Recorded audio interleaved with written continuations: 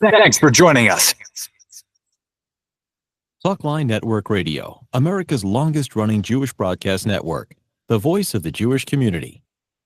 Welcome to the podcast. You are now tuned in to this episode of our podcast. Today, we are going to interview some of the greatest and most influential minds in our field. And now, please welcome your host. You're listening to Talkline with Zev Brenner, America's premier Jewish broadcast on the air since 1981. And we're back. Our guest is Steve Dorsey. He is a spokesman for the International Committee of the Red Cross, formerly with the BBC and CBS, and now he's his new capacity with the Red Cross. Thank you for joining us. It's great to be with you, Zev. Is it different than being on air? You know, it brings back a lot of familiar memories. So the Red Cross does a lot of things. It helps negotiate with conflicts and with prisoners and hostages, and also gives money to different organizations. I believe it gets lots of money in Gaza as well. How would you say the Red Cross has been doing as far as the Israeli hostages are concerned? Listen, we faced a lot of criticism for our role in facilitating these really difficult hostage release operations and Palestinian detainee transfer operations as well. I think that's clear. If you survey the environment in Israel, but also survey the environment here in the United States. But these are really hard choices, right? We have publicly, repeatedly, and in private as well, called on all parties, including Hamas, to respect the dignity and privacy of these operations. We have been relentlessly communicating that, whether it is a living hostage or a deceased one. The hostages and their families and loved ones are entitled to that. But we've seen something that has been disturbing. It's been dehumanizing. But the choice we face is whether to suspend these operations that we're in charge of by the parties involved in this ceasefire agreement in Gaza, or fulfill them, get these hostages safely returned home under some distasteful circumstances. But, you know, you've been accused, as you're alluding to, of being a glorified car service for Hamas. Yeah, that's long-running criticism. I think that that comes from organizations or people that don't necessarily fully understand the role that we're entrusted with. This is a highly complex organization every time we conduct it. We're a small group of unarmed humanitarian aid staff confronted by armed fighters. But you have clout. Even listen, the Red Cross has visited the Taliban, and even Nazi Germany, they visited prisoners of war. Yes. So they have a record where they are internationally recognized. Absolutely. And it goes even more than just being a glorified car service for Hamas. And the real accusation that bothers me the most is, why hasn't the Red Cross visited and done more to go ahead and not only visit the hostages, but also give them the medicine? They refused to give the medicine. It was in January of one year. They said they're not going to be delivering medicine. So the perception among Jews, if I speak to my audience and to Jews, and from my own understanding, is the Red Cross has not been helpful as they are in other conflicts, but they've done a lot more when it comes to Jews. They're not there. That's what most Jews will tell you. Deb, listen, that's a painful reality, we admit. We have not been able to reach the hostages in Gaza. We haven't been able to reach them to check on their well-being, to deliver messages from or to their families, to get them medicine. We can't force our way into any situation. Again, we're unarmed. We can't force Hamas to act. We can continue. But you can go public and we have. And you have go public and pressure them and say, listen, Absolutely. You must allow us in, even with Nazis and even with the Taliban you got in. Let me just tell you that the UN Watch compiled a report showing that the Red Cross social media posts were heavily biased in favor of Hamas and refused to acknowledge Hamas atrocities implied to the Israeli hostages. And they wouldn't deliver the life-saving medications. They said they're not going to do it. So these are things which are disturbing, because the Red Cross does wonderful work around the world But when it comes to Israel and Jews, it seems to be a whole different stand. I'm just telling you what's been reported by UN Watch. They did a report. Yeah. Listen, UN Watch has long been a critic of us. But there are plenty of Jews, Israelis that work for our organization, who are entrusted with completing these highly sensitive missions. We work really closely with Israel. We work closely with the IDF on each of these operations. It's one thing to just deliver medication, but we'd have to reach them, right, to deliver the medication. Not only that, but we don't know what their health circumstances have been. Have they changed? Do they still need this medication? A different dosage? Can we provide holistic medical care to them? All of that we haven't been able to be allowed to do by the fighters holding these folks hostage. If I were their family, I would voice the same concerns. I would want anyone who has any influence on accessing them to take action, and that's completely something I would do as well. But the reality is we haven't been able to do it. But what about the social post that was supportive of Hamas? Listen, I don't think.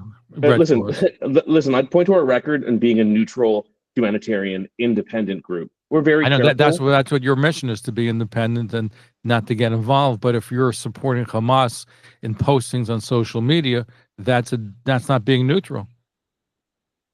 Listen, we have condemned publicly any act of civilian atrocities on any side. We have condemned hostage taking, calling it in a violation of international humanitarian law.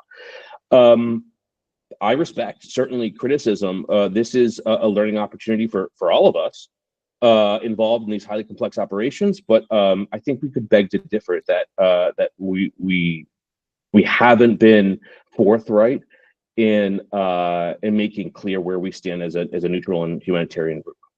Now, you have leverage. You mentioned you're a small group, but since the beginning of the war, the Red Cross has pumped millions of dollars into Gaza with supplies, infrastructure, medical teams, and of course, Hamas steals, this material. So you have leverage. You can always say, if you want our help and you go public, then you have to allow access to the prisoners. Why hasn't that been done? International humanitarian law and the Geneva Conventions don't allow us to determine friend or foe. It's not a question of focus. Just saying, listen, the Red Cross visitors, hostages, prisoners, that's what they do. And you've done a good job in most parts of the world. So the question is, if you're putting money into this area, into Gaza, why not say, if you want our money, then we need access. That's a condition, and go public with it. Yeah, we can't condition our aid. That's against international humanitarian law. That's a reality. We're in spaces and working with groups using our neutrality as a tool, right? And we're in places like the Congo, we're in places like Sudan, and parts of Gaza, of course, where no other group has been able to access that because of how we use and deploy neutrality. But didn't you meet with Hamas leadership? We engage with Hamas leadership. We engage with Israeli leadership. We engage with anyone who has any influence on delivering humanitarian So you're telling me when aid. you meet with leaders of Hamas, you can say, we want access to visit the hostages. We want to be able to provide some materials to them. Absolutely. So Absolutely. what has happened? And Because and by the way, when you're providing humanitarian aid, the bulk of it has been stolen by Hamas. So you're not even providing humanitarian aid; it's being stolen by the terrorist organization, and that's a fact. We've expressed all these concerns privately and publicly, and we'll continue to do so. That's our mission. Now, you must be aware that in December 2023, dozens of former hostages and their families sued the Red Cross in an Israeli court. They claim that the Red Cross has failed to visit the hostages in captivity, to check out their health, provide them with medications, then report to the relatives on their welfare, according to the New York Times report. It also claims the Red Cross is not not doing enough to bring about their release. So that's a major, major lawsuit. So what's your response? What's the Red Cross's response to that? Listen, I can't comment on any legal proceedings. That's not my role. My role is to speak out about the importance of getting the humanitarian aid to everyone that needs it, including hostages. That's a core part of our mission, and we're going to continue to do that. We talk and engage with hostage families in the U.S., in Israel, around the world, and anyone that has a stake in this process, and we're going to continue to do so.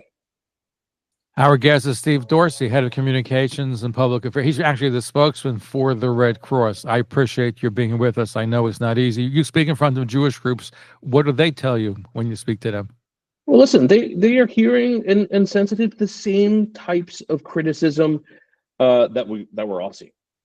And many of them also understand the hard choices we have to make and how closely we work with Israel to monitor how these operations go. Realistically, we're the only group that can do this. We're the only group that has the trust of all parties able to make these hostage releases happen. And that's a reality. We continue to evolve about these circumstances during these hostage release operations, the security threats. Remember, our teams are traveling through a destroyed Gaza with terrain littered with unexploded ordnance, confronting and arriving to scenes with conditions we object to. The choice we have to make is whether to fulfill these missions, right? Return these hostages home safely, or suspend the operation. And that's something no one wants. But if you said to Hamas that if you're going to have a show, we're not going to be props for the show. The Red Cross were props for the different shows that Hamas staged before they gave back either the bodies or gave back living hostages. Absolutely. And we've objected to that in public. We've condemned them. And if you said we're not going to proceed unless you do it, you don't have enough clout, they would have to bend because that's part of the deal. They want this deal. Well, it's up to every party in this agreement to fulfill the obligations. Again, we are the go-betweens. We are the neutral intermediaries in facilitating these hostage release operations. Our focus is getting these hostages home and getting the remains home as well. Has Red Cross been involved in negotiations to get the hostages home?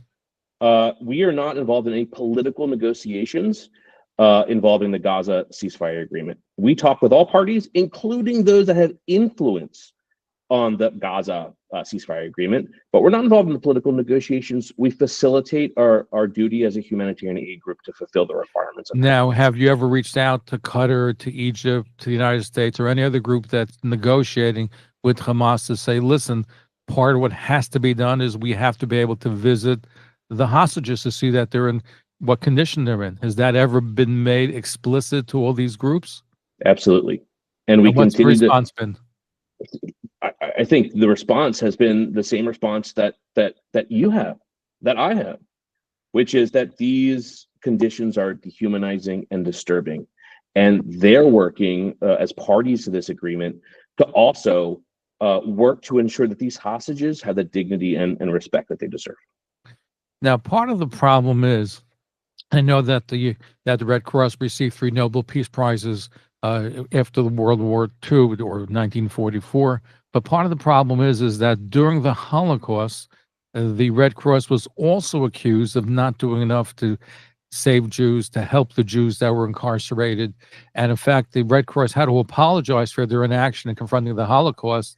The bias that's shown against Israel makes that apology ring hollow, because many Israelis and Jews and decent people are saying this is a repetition of history once again. That's a painful part of our history. We've acknowledged that. We've been on the record about it. We are working every day to rebuild trust. But you feel you have rebuilt trust with the Jewish community and with Israel? Because if you ask the average Jew what they think about the Red Cross, they say they're biased against Jews in Israel. Listen, I think we've made a lot of strides, and I think we've demonstrated our commitment to humanitarian aid in all shapes and forms. That's a universal requirement of ICRC, no matter where they operate. International humanitarian law. I'll just add that international humanitarian law has evolved a lot since World War II that expands protections for civilians, and we're committed to fulfilling our duty, which is to protect civilians and get them the humanitarian aid that they need to lessen the devastating horrors of armed conflict. Now, giving humanitarian aid where it's unchecked, where the majority goes to Hamas, is that something which the Red Cross agrees to? Because it's a known fact, as I said earlier, that when you bring humanitarian, they steal it. and it's not used to help the population. It's used to enrich Hamas. So doesn't the Red Cross have an obligation to make sure that if they're going to give money, they can tie it in and say, we've got to make sure it doesn't go to fund terrorism, because basically it's funding terrorism. Absolutely. We have a responsibility to ensure that the aid we provide, not only in Israel, but in any part of the world, is effective and it's accountable. We've built in mechanisms in place to ensure that, and we've also worked with the party and the parties that have negotiated this Gaza ceasefire agreement to exert the influence they have to do their own measures as well, and we support that. Can you give us an idea of how much money has the Red Cross pumped into Gaza? Certainly millions of dollars from the states that signed the Geneva Conventions, right? Which include the United States, which include our partners around the world.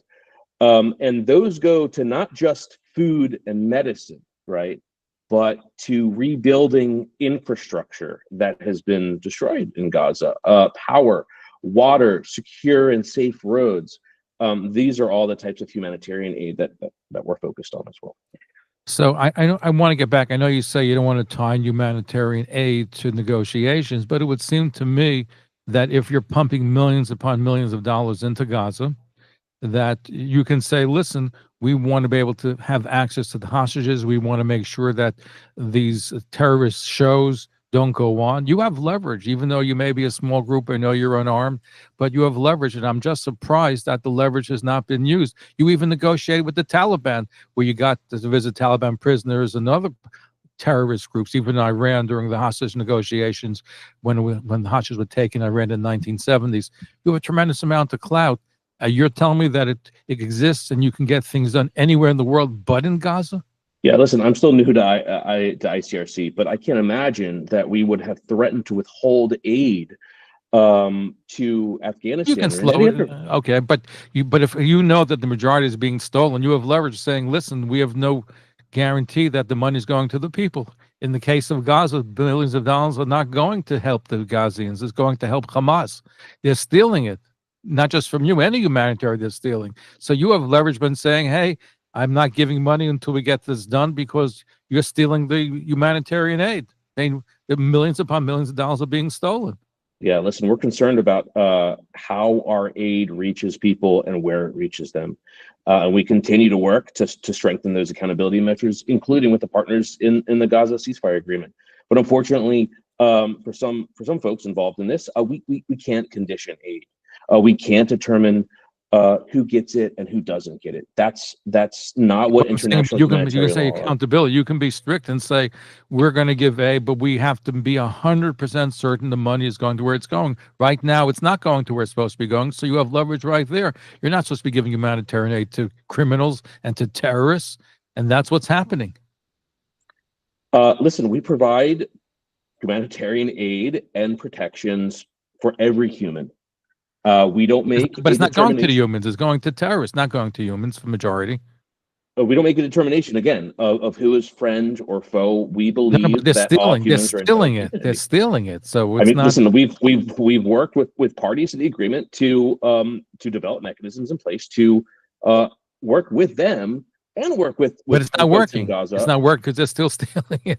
That's a fact. You can have mechanisms in place. Sure. It sounds nice, but they're still taking the aid and using it for their dastardly purposes. That's what's upsetting. Listen, Red Cross is a great organization, and they're volunteers and people going into dangerous zones. I just wish they'd be doing more to help Jews and Israelis, and I believe they're repeating the same mistakes of the Holocaust. That's what lots of Jews are going to tell you. You failed during the Holocaust. There's a lawsuit now, and Red Cross has failed Israel and the hostages now. Listen, we're receptive to those concerns, and we continue to work to rebuild trust. And all we want to do is make sure that we're delivering humanitarian aid to the right places and it's effective. So let me ask you this: there hopefully will be more hostages releases. What is being put in place to make sure that the Red Cross is not a glorified car service and not there for prop in the Hamas propaganda show? I can tell you that we're having right now private discussions in our usual mode of working, which is what we call bilateral confidential discussions. We can't reveal those because it could jeopardize our neutrality. Neutrality is what gets us access to Gaza and gets us access to these hostages in the first place. But we continue, even publicly, to call for dignity and respect for these hostages, and continue to work with the parties that influence them as well to try to do the same. No, I hear what you're saying, but it doesn't always work out that way. And here you have a situation where you have governments involved in meetings, and you have, at the end of the day, the Red Cross is there on the ground, and just the way it looks with the Hamas terrorists and with military gears, and the way they're humiliating the hostages, and the Red Cross is sitting there, and part of it, it just seems there has to be a better way. Absolutely, we totally agree. There must be a better way. But the choice comes down to, do we get these hostages home, do what we can to protest these distasteful conditions, or do we suspend the mission? And it's another day that families can't be reunited with their loved ones.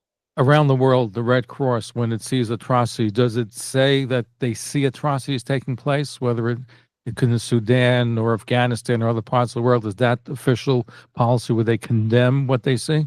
We don't see that as the usual most effective tool in getting humanitarian aid. That sort of condemnation could block us access from an area or from people who need our humanitarian aid the most. Then we're not effective at all. And again, our goal here is to get humanitarian aid to the people that need it the most. It sounds like, you have your work cut out for you. What safeguards, and by the way, is this unusual in the case of the hostages from Israel that are being held by Hamas, that you have no access to them? Is there any other conflicts around the world where the Red Cross does not get access to them? I bet it happens very rarely. Listen, we talk with armed groups to get access to hostages in Venezuela, in Colombia, to detainees and people in detention in Ukraine, in similar situations. And that's a fight that we continue to have, not only around the world, but also in Gaza.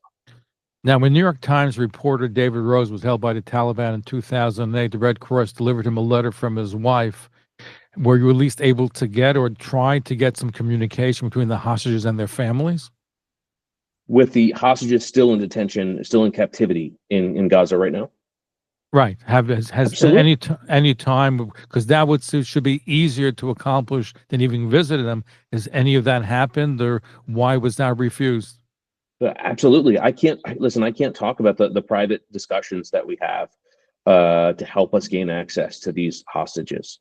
But yeah, delivering messages between family, between hostages, between people in detention is a core part of what we do, and we continue to work on it. Now, I mentioned that after the Holocaust, the Red Cross did apologize to the Jewish community for what it didn't do to save Jews during the war. Do you think an apology will be forthcoming after this war is over, again, to Israel and the Jewish people? Listen, Zev, as I said from the beginning, we're a neutral humanitarian actor. Our job is to ensure we get humanitarian aid to the people that need it. No matter. But would you say you failed the hostages? Because aside from the show, when they were released, the Red Cross has not been seen with the hostages, whether getting letters to them, food, visiting them, medicine. So the only part where people see the Red Cross has been the pony show, which the terrorists put on, and being a glorified car service for them. So at the end of the day, would you say, and will there be apologies? Can you see that happening once again after the war is over?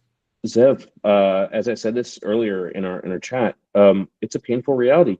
We've been unable to access the hostages, but it's not because we haven't been trying. It's because we haven't been granted access. Steve Dorsey, we appreciate you being here with us. I know it's not been easy to talk about it, and I know you're speaking in front of Jewish groups, and I guess some of them, have any of them been positive when you've been speaking to them?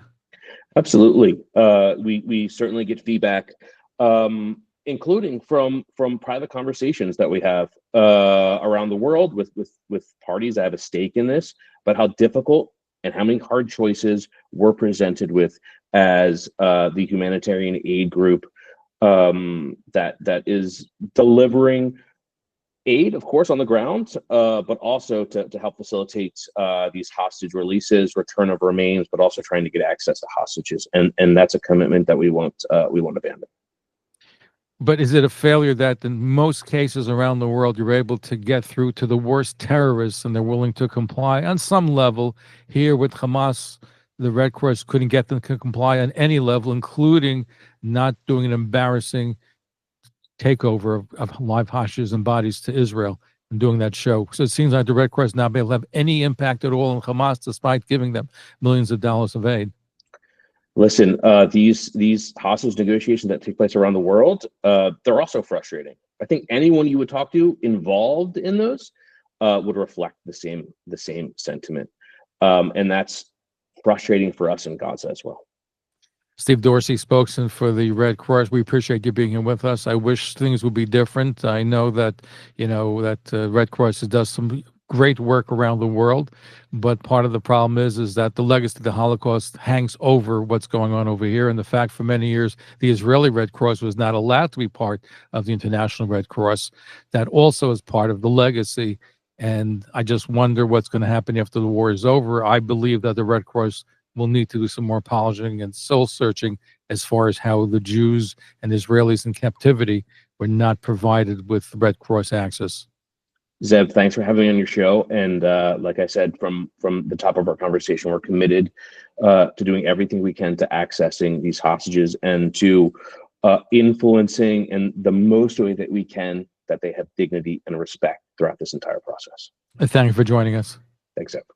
Thank you for tuning in to Talkline with Zev Brenner, America's premier Jewish broadcast, the pulse beat of the Jewish community. For continuous Jewish programs, TalklineNetwork.com, or our 24-hour-a-day listen line at 641-741-0389. For past shows, you can find us on iTunes, Spotify, Amazon, YouTube, Instagram, and all major podcast platforms, or jewishpodcast.org. Thanks for listening to the TalklineNetwork.com. Follow us on Facebook, Twitter, and Instagram.